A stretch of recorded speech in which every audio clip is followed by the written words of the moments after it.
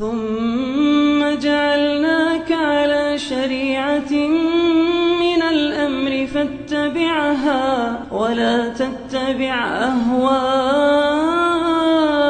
الذين لا يعلمون.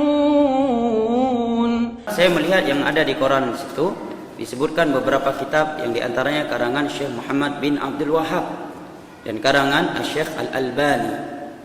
Tentunya Syekh Muhammad bin Abdul Wahhab beliau hidup pada abad ke-12. Berarti sudah lebih dari 200 tahun yang lalu. Untuk membuktikan kesesatan beliau ini hanya memiliki satu cara sekarang. Adalah mengupas karya-karyanya. Ya kan?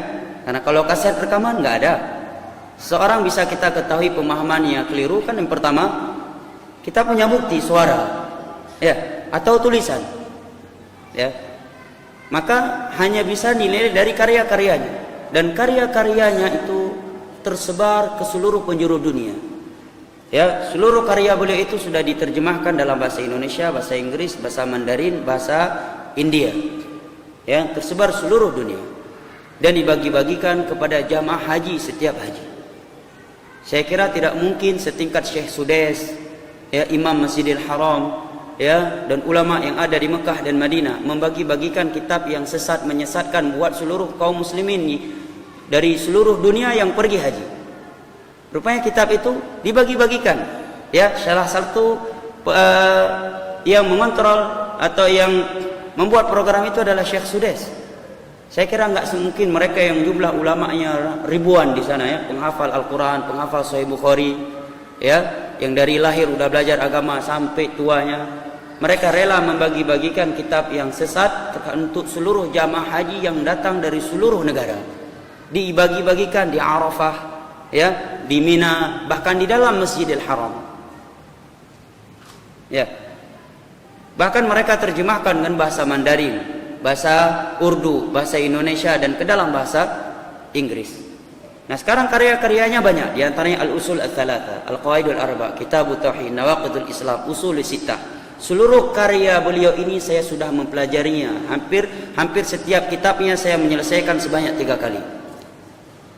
Ya, Usul Salasa saya belajar kurang lebih 5 kali. Mungkin sudah lebih dari 10 kali. Ya, tidak didapatkan kesesatan di dalam Kitabut Tauhid. Nah, kalau dikatakan sesat, standar kesesatan Allah katakan tadi apa? Wa may ya'sillah wa rasulahu faqad dhalla dhalalan mubina, yang bertentangan dengan Al-Qur'an dan hadis. Nah, sekarang karyanya ada. Kupas dan sebutkan di mana letak sesatnya. Barang siapa yang membaca kitab-kitab dan karya-karya beliau, maka sangat jelas beliau dengan tegas mengajak kepada tauhid dan memerangi kesyirikan. Tidak boleh bergantungan hati kepada tempat-tempat keramat. Tidak boleh menjadikan kuburan tempat beribadah. Dan itu hadis Nabi sebenarnya kan. Dalam Sahih Muslim ni. Riwayat Muslim dari Aisyah, 3 hari sebelum Nabi meninggal dunia, dalam keadaan beliau sakarat, sempat bersabda, la'natullahi 'alal yahudi wan nasara ittakhadhu qubur anbiya'ihim masajid. Laknat Allah kepada Yahudi dan Nasrani yang kebiasaan mereka menjadikan kuburan-kuburan orang-orang soleh para nabi sebagai tempat-tempat ibadah. Maka kata baca hadisnya nanti kayak pegawai Wahabi pada hadis Nabi. Ya kan? Nabi menyebutkan bahwa kebiasaan Yahudi dan Nasrani menjadikan kuburan-kuburan orang saleh dan kuburan orang-orang para nabi sebagai tempat ibadah. Nah, ini yang diluruskan oleh Syekh Muhammad bin Abdul Wahhab. Tidak boleh beranggapan sial dengan bulan Safar, tidak boleh beranggapan sial dengan bulan Syawal, tidak boleh beranggapan sial dengan seekor burung, dengan suatu kejadian. Mudarat dan manfaat itu datangnya dari Allah Jalla wa Ala. Dan sebenarnya fenomena Wahabi ini, ya, ini adalah propaganda Belanda di masa itu. Ketika mereka ingin menghancurkan khilafah Utsmaniyah. Dan ini propaganda Syiah untuk mengadu domba sesama kaum muslimin. Dan perlu diketahui, kalau kita mutarik dari awal sejarah Wahabi, dengan tegas saya menyatakan bahwa Wahabi itu adalah aliran sesat menyesatkan. Wahabi adalah aliran yang sesat menyesatkan. Siapa yang memvonis aliran Wahabi sesat? Seorang imam yang bernama Al-Lukhami, yang hidup pada tahun 400 Hijriah dari Maroko. Siapa pencetusnya Wahabi ini? Yaitu seorang yang bernama Abdul Wahhab bin Abdurrahman bin Rastum. Dia hidup pada abad kedua Hijriah. dan fatwa sesat terhadap dia dan pengikutnya keluar pada tahun 400 Hijriah yang mengeluarkannya Al-Imam Al-Lukhami, ulama kaum muslimin di Maroko saat itu. Kenapa dia disesatkan? Karena dia memiliki sifat pemahaman Al-Mujassimah, menyerupakan nama Allah, sifat Allah dengan sifat makhluk. Dia katakan turunnya Allah seperti turunnya saya dari mimbar ini, naudzubillah. Ya, sifat Allah ini sebagaimana sifat kita. Namanya siapa? Abdul Wahab bin Abdul Rahman bin Rostum, hidup pada abad kedua. Fatwa sesat Wahabi keluar pada abad keempat. Maka Wahabi adalah aliran sesat dan menyesatkan. Kenapa? Karena memiliki paham Al-Mujassimah, menyerupakan sifat Allah dengan sifat makhluk. Dan dalam bab manhaj dia membolehkan pemberontakan kepada penguasa yang zalim dan masih muslim. Ketiga, dia mengkafirkan kaum muslimin dengan maksiat-maksiat dosa besar. Sehingga ulama kaum muslimin yang bernama Al-Lukhami yang ada di Maroko abad keempat mengeluarkan fatwa sesatnya Wahabi yang seperti itu pemahamannya. Sedangkan Syekh Muhammad bin Abdul Wahab namanya Muhammad. Kalau dikatakan Wahabi berarti ayahnya. Sedangkan yang gentol berdakwah sunnah di masa itu beliau Muhammad, ayahnya Abdul Wahab. Kalau dikatakan Wahabi berarti pengikut ayahnya, bukan pengikut beliau. Sedangkan yang diinginkan dengan kalimat Wahabi adalah beliau. Jelas ya? Dan beliau hidup pada abad ke-12. Mungkinkah seorang mampu mengeluarkan fatwa sesat untuk orang yang datang ya 1000 tahun atau 800 tahun setelah? Kan fatwa sesat Wahabi sudah keluar abad keempat. Beliau hidup pada abad ke-12. Berarti sudah berapa ratus tahun sebelum beliau? 800 tahun kan? 800 tahun sebelum beliau ada fatwa Wahabi, sudah ada sesat. Tokohnya siapa? Dari Abdul Wahab bin Abdul Rahman bin Rostum. Nah sekarang dibalik. Apa ciri Wahabi? Jenggot. Apa ciri Wahabi? Celana di atas mata kaki. Apa ciri Wahabi? Salat safnya rapat-rapat. Apa ciri Wahabi? Tidak mau buat maulid. Kan kamu balik. Kalau demikian berarti Nabi Wahabi, para sahabat Wahabi, buat bohimu madhabi Wahabi karena mandung anak pubu yang yaitu mandung na tifut yaitu menau baurinya. Ini propaganda Syiah untuk menyesatkan kaum muslimin.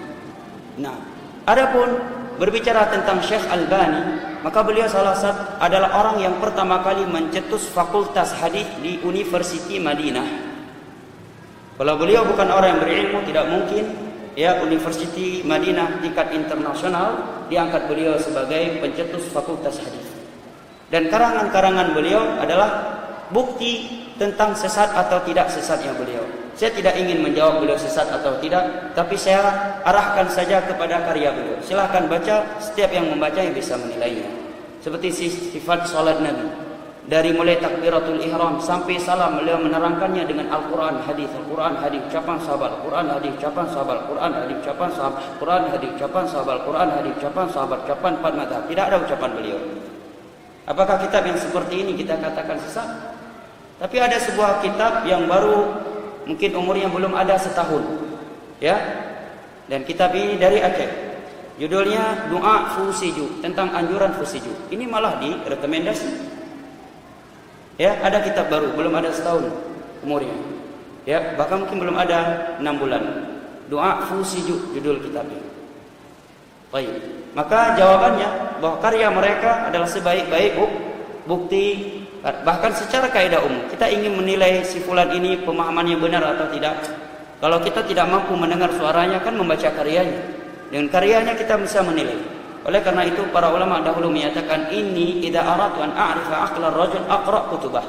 Kalau saya ingin menilai isi kepala seseorang itu, saya membaca karyanya.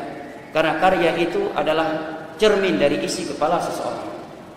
Ini yang mungkin bisa saya jawab dari pertanyaan orang tua kita tadi, bagus. Wallahu a'lam bishawab.